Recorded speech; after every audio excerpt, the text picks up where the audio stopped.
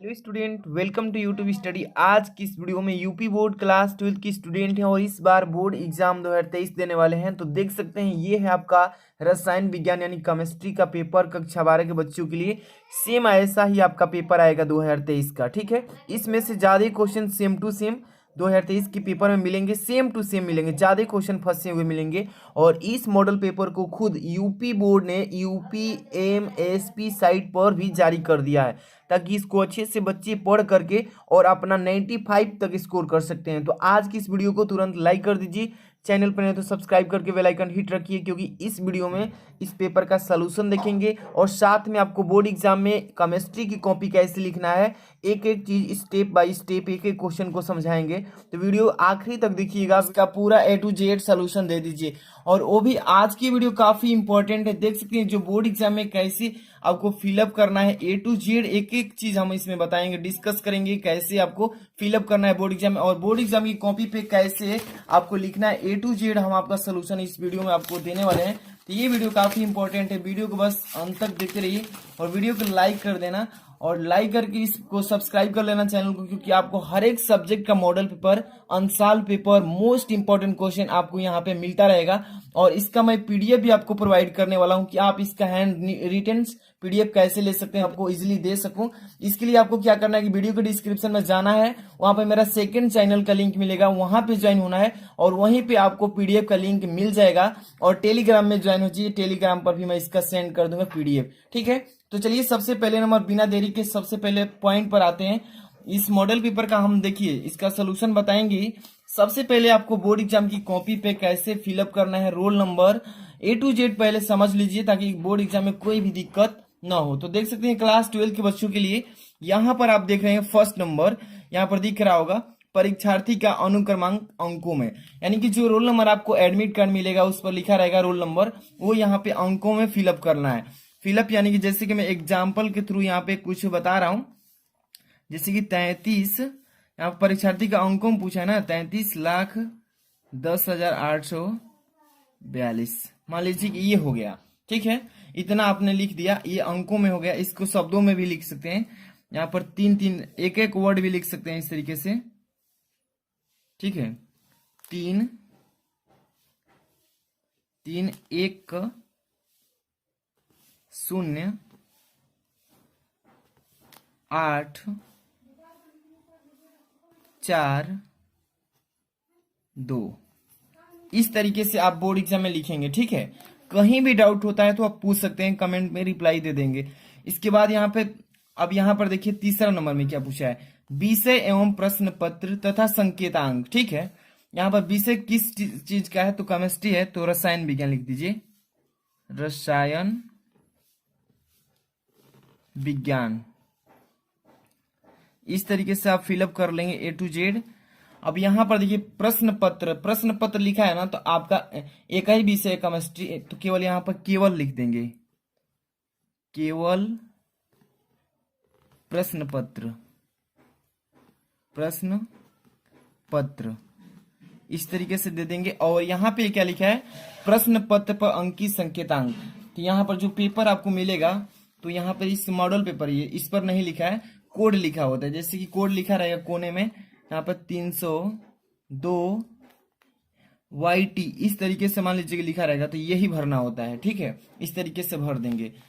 अब यहाँ पर चलेंगे, नीचे क्या लिखा है देखिए, परीक्षार्थी का दिन, नहीं परीक्षा का दिन, परीक्षा किस दिन को है, तो मान लीजिए कि मंडे को है, यहाँ पर हिंदी में लिख देंगे सोमवार। इस तरीके से फिलअप कर देंगे। और यहाँ पर क्या लिखा है 5 नंबर में, परीक्षा तिथि एवं पाली, परीक्षा किस तारीख को है, तो मान लीजिए कि आपका 24, यहाँ चौथा महीना है 2022 से, मान लीजिए 24 अप्रैल से आपका एग्जाम स्टार्ट हो रहा है, और तो यहाँ पे इतना लिख लेंगे।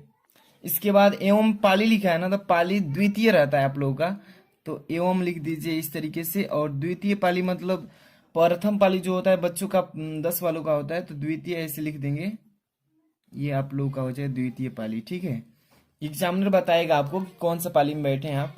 यहाँ पर तो इतना कर लेंगे। और यहाँ पर केंद्र का नाम आप एडमिट कार्ड जब मिलेगा प्रवेश पत्र, उसी पर ऊपर लिखा होगा कि किस स्कूल में आपका एग्जाम गया है, उस पर लिखा होगा सबसे ऊपर की परीक्षा केंद्र का नाम, और वही परीक्षा केंद्र का नाम इसमें फिलअप कर देते हैं। ठीक है, जैसे कि कोई भी बच्चा जहां से होगा उसको एडमिट कार्ड पर लिखा रहेगा तो यहाँ पर परीक्षा केंद्र का नाम लिख देंगे। ठीक है, इसके बाद नीचे आएंगे तो यहाँ पर देखिए परीक्षा कक्ष संख्या की किस रूम में आप बैठे हैं वो रूम नंबर वहां पे लिखा है। जैसे कि 1 नंबर में बैठे होंगे तो ऐसे 1 नंबर भर देंगे इस तरीके से। ठीक, यहाँ पर कक्ष निरीक्षक पूरा नाम एवं हस्ताक्षर, जो कक्षा में आपका गाइड लिया होगा, गाइडिंग कर रहा होगा, तो वो यहाँ पे अपना हस्ताक्षर करेगा। आपको यहाँ पे छेड़खानी नहीं करना है।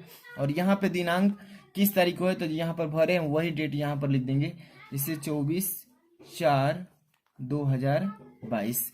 इस तरीके से आप फिलअप कर लेंगे A to Z, और इसमें आपको कुछ नहीं करना है, बस यहाँ पर छोड़ना है जो एग्जामिनर काम पूरा करेगा इसको, और यहाँ पे सब कुछ फिलअप कर लेंगे इस तरीके से। अब हम चलते हैं आपको पेपर का सोल्यूशन बताने। तो यहाँ पर ध्यान से देखते चलिए, एक एक क्वेश्चन आप लोगों के लिए काफी इंपॉर्टेंट है। लाइक नहीं किए हैं तो लाइक कर देना और शेयर कर देना ताकि अन्य बच्चों को भी हेल्प मिले, और सब्सक्राइब करके बेल आइकन प्रेस कीजिएगा। यहाँ पर देखिए प्रतिदर्श प्रश्न पत्र 2021-22, यानी कि यही है आपका मॉडल पेपर 2022 का। देखिए आप यहाँ पर रसायन विज्ञान लिखा है, केवल प्रश्न पत्र मैंने लिखवाया ना वही है, कक्षा 12। यहाँ पे पूर्णांक 70 मार्क्स। देखिए इस मॉडल पेपर को जो यूपी बोर्ड ने जारी किया है इसको अच्छे से तैयार कर लेते हैं तो 50 या 40 नंबर का सेम टू सेम इसी में से क्वेश्चन सीधे सीधे टकराता हुआ मिलेगा। ठीक है, यहाँ पर देखिए समय दिया 3 घंटे 15 मिनट, तो ये समय आपको बोर्ड एग्जाम में वही मिलता है जो इस मॉडल पेपर में दिया गया है। सबसे पहले निर्देश पढ़ना बहुत जरूरी है पेपर हल करने से पहले कि कितने क्वेश्चन किस तरह से करने हैं। प्रारंभ के 15 मिनट परीक्षार्थियों को प्रश्न पत्र पढ़ने के लिए निर्धारित है। यहाँ पे नोट दिया है 4 नोट, चारों को पढ़ लेना पहले कि सभी प्रश्न अनिवार्य है, प्रत्येक प्रश्न के निर्धारित अंक उसके समक्ष दिए गए हैं, यानी कह रहा है कि सभी प्रश्न करना है, एक भी नहीं छोड़ना है, और कौन सा प्रश्न कितने नंबर का है उसके सामने लिखा है ये बोल रहा है। सेकंड नंबर, गणनात्मक प्रश्नों में गणना के समस्त पद दीजिए, यानी कि कौन सा गणना करना है उसको हल करना है, सवाल दिया है तो। थर्ड नंबर, प्रश्नों के प्रासंगिक उत्तर दीजिए, मतलब कि लिखना है प्रश्न के उत्तर साथ में। यहाँ पे 4 नंबर, जहां आवश्यक हो रासायनिक समीकरण भी दीजिए, जहां पे समीकरण लिखना है समीकरण भी देना है। तो चलिए अब देखते हैं, यहां से स्टार्ट करते हैं। आपका फर्स्ट नंबर क्वेश्चन है, देख सकते हैं प्रश्न पत्र का पहला क्वेश्चन। इस प्रश्न पत्र के प्रत्येक खंड में 4 विकल्प दिए गए हैं, सही विकल्प चुनकर उसे अपने उत्तर पुस्तिका में लिखिए। अब देखिए इसमें कौन सा ऑप्शन सही है, आप अगर याद किए तो साथ में बताते चलिएगा। क नंबर, फलक केंद्रित घनीय कोष्टिका में परमाणुओं की संख्या होती है, कितना होता है, और ये क्वेश्चन जब करेंगे तो आपको 1 नंबर मिलेगा। ठीक है, 1 नंबर तैयार होगा। तो यहां से देखिए मैं इसको पेंसिल से बताते चलूंगा ताकि पेपर खराब ना हो। यहाँ फलक केंद्रीय घनीय कोष्टिका में परमाणुओं की संख्या जो होती है कितना होती है, तो यहाँ पर देखिए 4 होती है।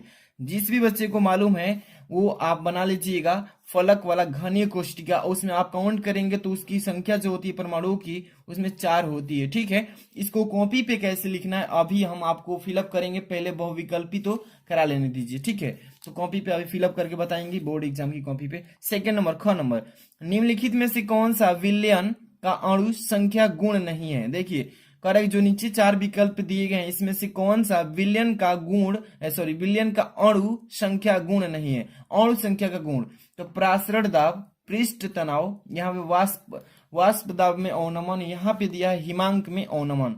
इसका करेक्ट ऑप्शन जो भी बच्चे को मालूम है बताते चलिएगा। तो देखिए विलयन का अणु गुण जो है पृष्ठ तनाव नहीं है, पृष्ठ तनाव, ये जो ऑप्शन है सही है और सब है। ठीक है, इसके बाद अगला क्वेश्चन यहाँ पे ग नंबर, शून्य कोटि अभिक्रिया के दर नियतांक का मात्रक है। यहाँ पे पूछ रहा है कि शून्य कोटि जो होती है अभिक्रिया उसका दर जो होता है उसका नियतांक का सूत्र क्या होता है, litre into second inverse, litre into mole inverse into second. यहाँ पे दिया है 3 number, mole into litre inverse into second inverse. यहाँ पे 4 number, mole into second inverse.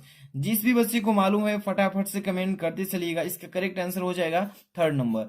तो इसका होता है शून्य कोटि अभिक्रिया के दर का नियतांक का सूत्र होता है मात्रक होता है mole into litre inverse into second inverse. ठीक है, अब कॉपी में कैसे लिखना अभी बताएंगे, पहले इसका जो जितने भी ऑब्जेक्टिव हैं पहले कर लिए जाए। ठीक है, यहाँ पे घ नंबर, निम्नलिखित में से कौन सा यौगिक कैनिजारो अभिक्रिया नहीं देता है, कैनिजारो अभिक्रिया नहीं देता है। चलिए यहाँ पे लिखा है एसिटाइलिहाइड, यहाँ पे बेंजोलिहाइड, यहाँ पे दिया है ट्राइमेथिल एसिटाइलिहाइड, यहाँ पे फार्मेलिहाइड। तो जो भी ऑप्शन सही है आप बता सकते हैं। इसका करेक्ट आंसर क्या होगा? 4 नंबर का। जितने बच्चे को मालूम है बताते चलिएगा। इसका करेक्ट आंसर 3rd नंबर, ट्राइमेथिल एसिटाइलहाइड, ये हो जाएगा इसका करेक्ट ऑप्शन। ठीक है, ये यौगिक कैनिजारो अभिक्रिया नहीं देता है और ये सभी देते हैं। ठीक है, यहाँ पे चलते हैं अगला क्वेश्चन, अंग नंबर देखते चलिए।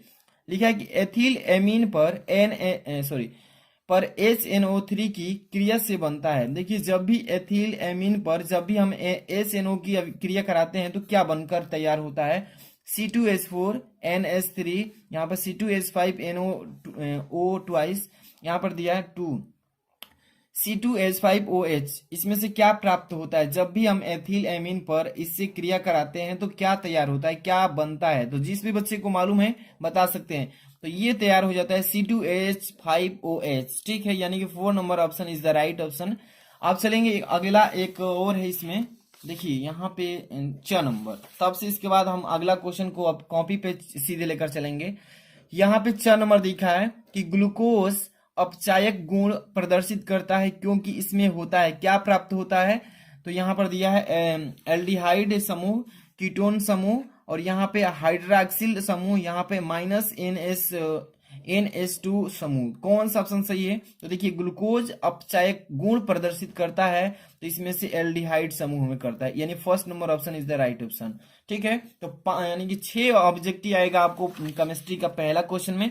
अब इसको कैसे फिलअप करना है, कॉपी में कैसे लिखना है, अब देखिए ये हो जाएगी आपकी कॉपी। ठीक, अब यहाँ पर देखिए, इसके बाद हम यहाँ से क्वेश्चन स्टार्ट करेंगे। 1st नंबर प्रश्नोत्तर संख्या डालेंगे, यहाँ पे आपको समझाते चल रहे हैं।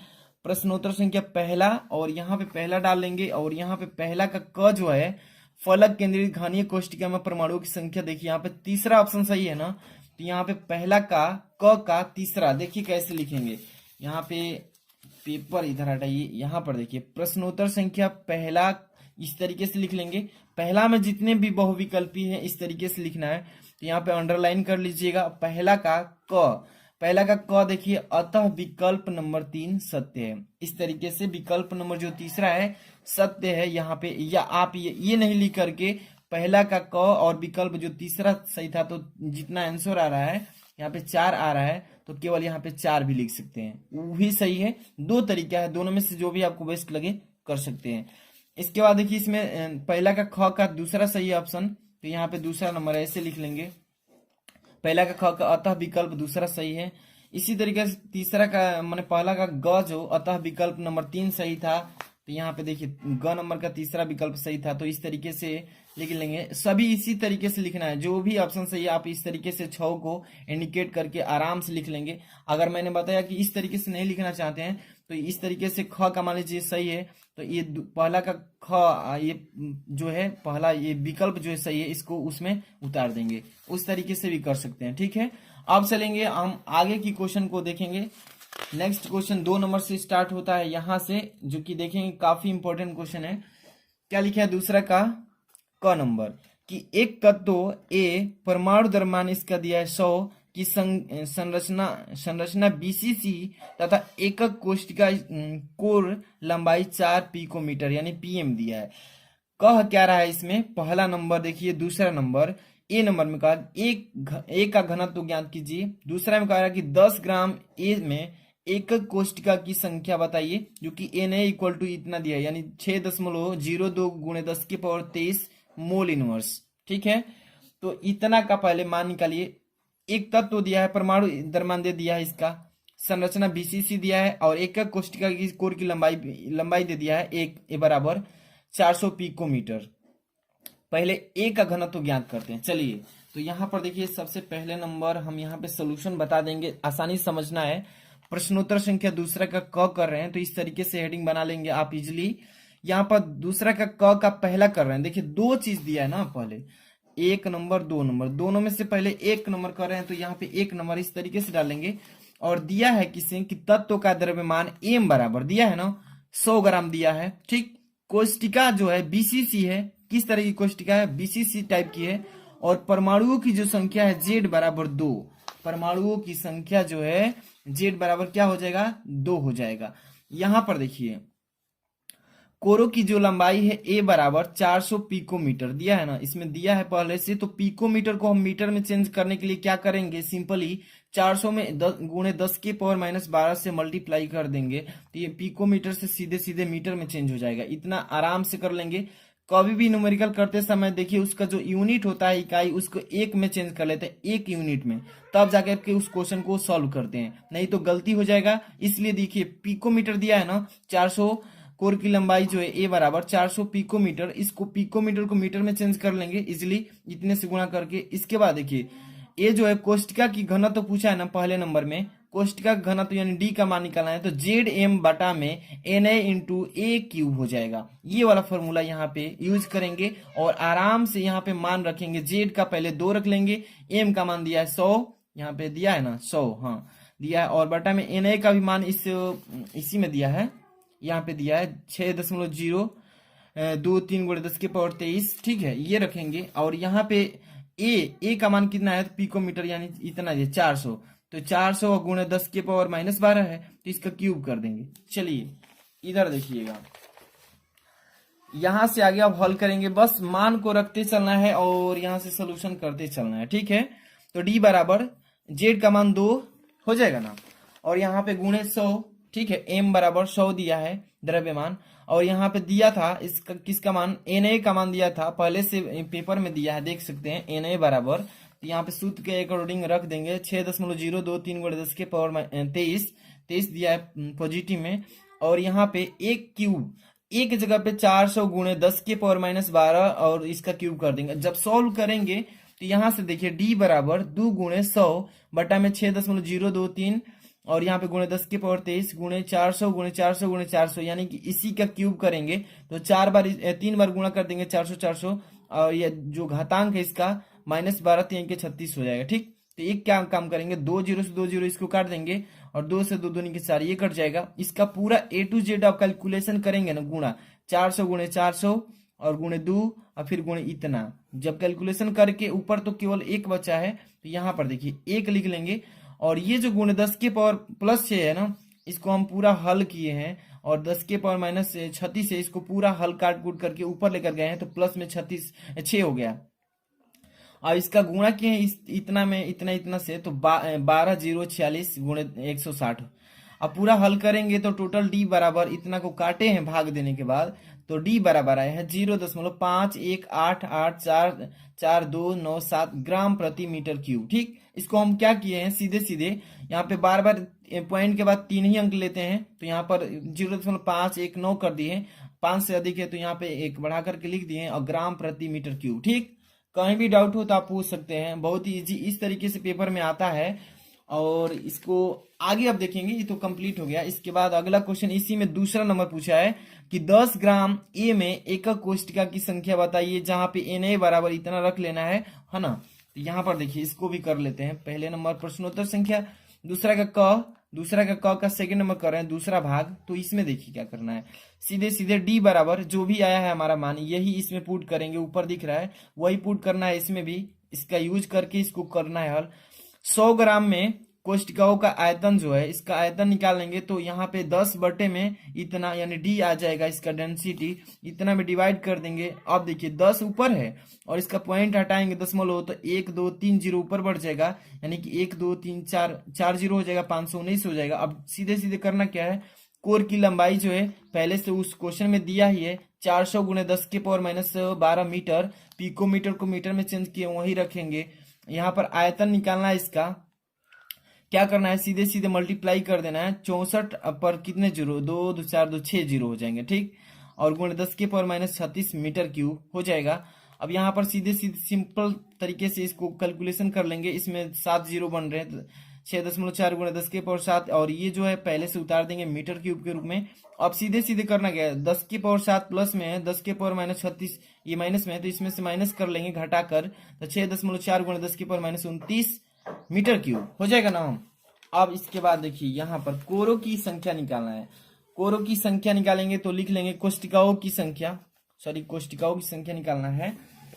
अब क्या करना है कि 10 और 10 के बटा में जो भी हमारा जो फॉर्मूला पर रखे हैं, तो 0.519 और गुणे 6.4 गुणे 10 के पावर माइनस 29, इसको हल कर लेना है। 10 में इतना से पहले मल्टीप्लाई कीजिए, पहले इतना दोनों को आपस में मल्टीप्लाई कीजिए, 10 में इतना से भाग कर देंगे। देखिए मल्टीप्लाई करने के बाद इतना में भाग करेंगे, कैलकुलेशन आएगा तो 30 1 यानी 301.06 गुणे 10 के पावर 29 कोष्टिका, और पॉइंट को अगर करीब लाते हैं तो 2 स्थान इधर लाएंगे तो 29 है तो ये 31 हो जाएगा बढ़कर, तो 3.01 गुणे 10 के पावर 31 कोष्टिका, ये हो जाएगा इसका आंसर।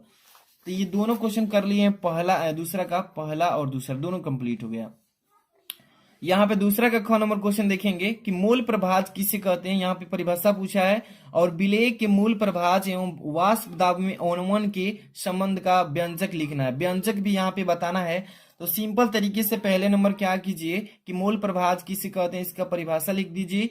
इसके बाद इसके दाब में अवनमन, प्रभाज एवं वाष्प दाब में अवनमन का व्यंजक स्पष्ट करना है। तो पहले इसका मूल प्रभाज समझिए, तब इसके बाद संबंध को हम दर्शाएंगे। ठीक, तो यहाँ पर चलिए देखिए, सबसे पहले हम प्रश्नोत्तर संख्या दूसरे का ख कर रहे हैं, तो ऐसे लिख लेंगे। यहाँ पे देखिए मूल प्रभाज हेडिंग बना लीजिए, क्योंकि इसका पहले थ्योरी लिख लीजिए, इसके बाद संबंध को स्थापित करेंगे। किसी विलयन में उपस्थित विलेय पदार्थ की मोलों की संख्या तथा विलेय और विलायक के मोलों के योग के अनुपात को मोल प्रभाज कहते हैं या कहलाता है। ठीक, एक बार इसको फिर से रिपीट कर रहे हैं कि मूल प्रभाज किसे कहते हैं। तो किसी विलयन में उपस्थित, कोई भी विलयन बनाइए, जो भी उसमें उपस्थित विलेय पदार्थ की मोलों की संख्या तथा विलेय और विलायक के मोलों के योग का अनुपात जो भी प्राप्त होगा उसे ही मूल प्रभाज कहलाता है। ठीक, अब इतना तो कर लिए। इसके बाद देखिए पूछा है इसमें कि विलेय के मूल प्रभाज और वाष्प दाब में अवनमन के संबंध को बताइए। संबंध, रिलेशन इसका यहाँ पे प्रूफ करना है। तो मोल प्रभाज ये हो जाएगा, इसका फॉर्मूला भी होता है। पहले फॉर्मूला समझिए कि विलेय की मोलों की संख्या बटे में विलेय की मोलों की संख्या प्लस विलायक के मोलों की संख्या, मूल प्रभाज बराबर small n upon small n plus capital N, ये होता है इसका फॉर्मूला। तो याद रखिएगा। अब चलिए संबंध को स्थापित करते हैं। ठीक, तो अंत तक बने रहिए। लाइक जो भी बच्चे नहीं किए लाइक कर देना, शेयर कर देना और सब्सक्राइब करके बेल आइकन प्रेस कीजिए। और इसका पीडीएफ अगर चाहिए तो वीडियो के डिस्क्रिप्शन में मेरा सेकंड चैनल का लिंक है, वहां पे जुड़ जाइए, वहां पे इसका हम पीडीएफ भी सेंड कर देंगे। टेलीग्राम का लिंक भी दे दिए, वहां पे ज्वाइन हो जाइए, उसका पीडीएफ वहां पे सेंड कर देंगे। और यहाँ पर देखिए कह रहा है कि मूल प्रभाज तथा वाष्प दाब में अवनमन व्यंजक में संबंध, ऐसी हेडिंग डाल करके आपको भी एग्जाम में लिखना होगा। यहाँ पर देखिए राउल्ट के नियमानुसार इसको जब भी संबंध को स्थापित करते हैं तो इसमें किसका यूज होता है, तो राउल्ट का नियम का यूज किया जाता है ना। तो यहाँ पर देखिए किसी विलयन का वाष्प दाब का अवनमन उस विलयन में उपस्थित विलायक के मूल प्रभाज के बराबर होता है। तो यहाँ पर देखिए बराबर तो होता है, तो पीए प्रोपोर्शनल एक्स ए इसके इक्वल हो जाएगा, जहां पर पीए जो है ये विलयन का वाष्प दाब का अवनमन स्थिरांक कहलाता है और एक्स जो है विलायक का मूल प्रभाज कहलाता है। यहाँ पे एक काम करेंगे, पीए इक्वल दोनों को हम यहाँ पे बताए ना कि दोनों जो है प्रभाज विलायक के मूल प्रभाज के बराबर होता है। तो पीए इक्वल के इंटू एक्स ए, यहाँ पे स्थिरांक हो जाएगा के, यहाँ पे इक्वेशन बना लेंगे, ऐसे भी छोड़ देंगे। शुद्ध विलायक का वाष्प दाब जो P0A मूल प्रभाज हो जाएगा एक्स ए, यहाँ पर इक्वल ए के बराबर हो जाएगा। P0A इक्वल के समीकरण 1 से कर लेंगे, तो PA equal P0A into x A. बहुत ही इजी है इसमें संबंध स्थापित करना, ऐसे लिख लेंगे, आपको इतना हो जाएगा कंप्लीट आपका। ठीक है, आगे देखते हैं इसमें क्वेश्चन नंबर दूसरा के बाद ग नंबर क्वेश्चन में क्या पूछा है, ध्यान से देखिए। 1mS2SO4 विलयन की तुल्यांकी चालकता की गणना करना है यदि इसकी विशिष्ट चालकता 26 गुणे 10 की power minus 2 ohm into centimetre inverse है, और जबकि एस का परमाणु भार दे दिया, यहाँ पे एस का परमाणु भार 32 दे रखा है। इसका प्रयोग करके इसको सॉल्व करना होगा। पहले नंबर देखेंगे कि 1mS2SO4 विलयन की तुल्यांकी चालकता ज्ञात करने के लिए क्या क्या करना पड़ेगा। तो सबसे पहले जो भी मान दिया है उसको पहले नोट कर लीजिए, इसके बाद यहाँ पे सोल्यूशन स्टार्ट करेंगे। चलिए तो ध्यान से देखिए, दूसरा का ग कर रहे हैं, तो यहाँ पे आप लिख लेंगे दूसरा का ग प्रश्नोत्तर संख्या। यहाँ पे देखिए जो दिया है पहले नोट कर लीजिए। H2SO4 की सांद्रता 1 मोल दिया है पहले ही आपको मैंने दिखाया है कि 1 मोल किसकी सांद्रता दिया है, तो H2SO4 की। वही यहाँ पे लिखे हैं। तो आप भी एग्जाम में ऐसे लिखेंगे, जो भी चीज डिफाइन में अगर अच्छे से लिखेंगे एक भी नंबर नहीं कटने वाला है।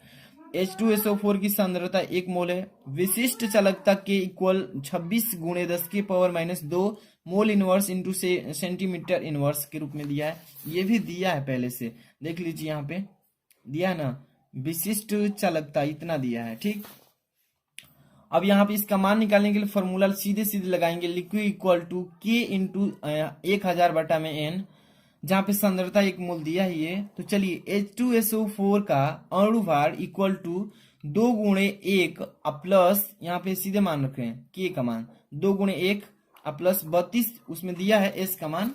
एस का मान कितना दिया है तो 32 रख लेंगे, और 32 प्लस 64 और टोटल करेंगे तो 98 आएगा।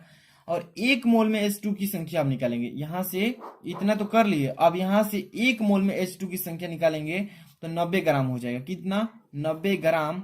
अब यहाँ से देखिए H2SO4 में तुलंकी भार का फॉर्मूला होता है अणु भार बटा में संयोजकता।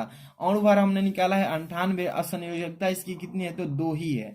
तो 2 है तो यहाँ पे 2 से डिवाइड कर देंगे, यहाँ पे 49 आएगा। एक बार क्या करेंगे कि ग्राम तुल्यांकी प्रति लीटर में ज्ञात करेंगे, तो ये हो जाएगा इसका अणु भार 98 और ये तुल्यांकी के लिए ये इतना आया है जो 49, इससे डिवाइड कर देंगे 2 आ जाएगा। ठीक, अब लिक्विड की इक्वल टू यहाँ पे 26 गुणे 10⁻² गुणे 1000 और n बराबर संख्या कितना है तो 2 है। तो इसी फॉर्मूले पर हम रख लेंगे, आराम से यहाँ पे निकाल लेंगे। 26 गुणे 10⁻² गुणे 1000 बटा में 2 डिवाइड करेंगे पूरा तो 130 तुल्यांकी इनवर्स के रूप में आएगा। ये हो जाएगा इसका करेक्ट आंसर। तो कहीं भी डाउट हो तो आप पूछ सकते हैं, केमिस्ट्री का ऐसे न्यूमेरिकल पूछे जाते हैं एग्जाम में। आगे क्वेश्चन देखेंगे दूसरा का घ नंबर, स्कंदन की हार्डी सुलेज नियम क्या है और समझाना है इसको। तो एक तो पहले नंबर इसका नियम बता दीजिए और समझा दीजिए थोड़ा सा एग्जाम्पल के रूप में कोई भी चीज। तो देखिए स्कंदन की हार्डी सुलजे नियम क्या है, चलिए इसको देख लीजिए पहले नंबर यहाँ से। ठीक, प्रश्नोत्तर संख्या दूसरा का घ नंबर डालेंगे आराम से यहाँ पे, और स्कंदन की हार्डी सुलजे की नियम यहाँ पे डालेंगे हेडिंग, और लिखेंगे कि किसी आयन, देखिए किसी आयन अर्थात स्कंदन आयन की संयोजकता जितनी अधिक होती है उसकी स्कंदन करने, यहाँ पे 2 बार लिख दिए, स्कंदन करने की क्षमता उतनी ही अधिक होती है। इसी को यहाँ पे को 2 बार लिखे, इसी को हार्डी सुलजे का नियम कहा जाता है।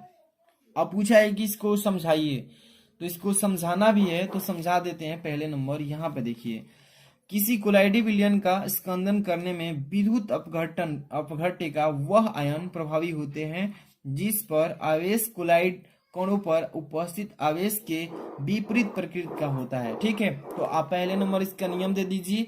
नियम देने के बाद ही इसको समझाने के लिए बोला है, तो कुछ एग्जाम्पल दे देंगे, उसी के अकॉर्डिंग कंप्लीट हो जाएगा। ठीक, आगे की तरफ चलते हैं।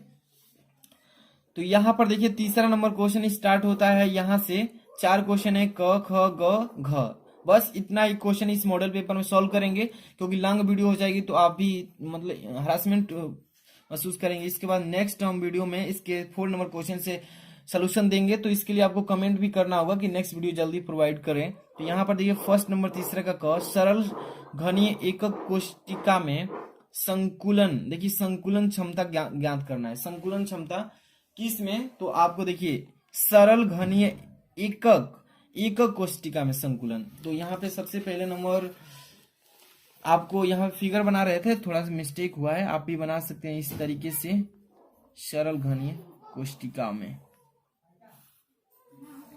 ठीक है, इस तरीके से बना लेंगे पेंसिल से, यहाँ से मिला दीजिए आराम से, बहुत ही प्यारा से बन गया। ठीक, अब करना क्या है कि मानक कोर की लंबाई, जो कोर की लंबाई है इसकी a मान लेते हैं। ठीक, परमाणु की संख्या कितनी है तो a 1 ले लेते हैं। परमाणु की त्रिज्या क्या है तो इसका r ले लेते हैं।